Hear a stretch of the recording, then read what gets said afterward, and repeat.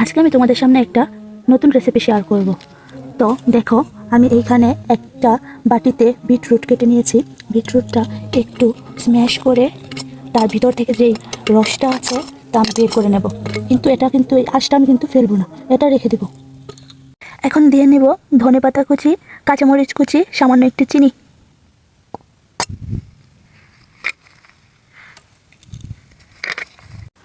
আর তারপর দিয়ে নেব আটা। পরিবারের সদস্য অনুযায়ী, যে যতজন ওই অনুযায়ী আটা দিতে হবে।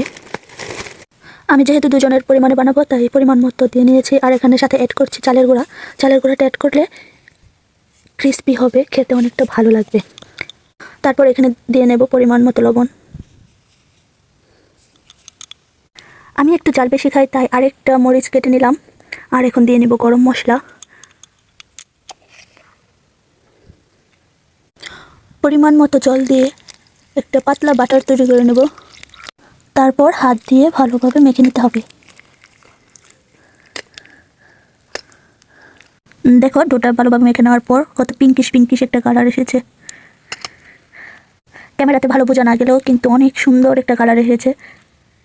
যে প্যানটাতে বানাবে বা তাওয়াতে বানাবে ওইটা ভালোভাবে গরম করে নিতে হবে। দেখো, আমি একটা তাওয়াতে বানাবো আজকে, তাই তাওয়াটা ভালোভাবে গরম করে নিচ্ছি। তাওয়াটা আমি একটু তেল দিয়ে নিয়েছি। আবার দেখো,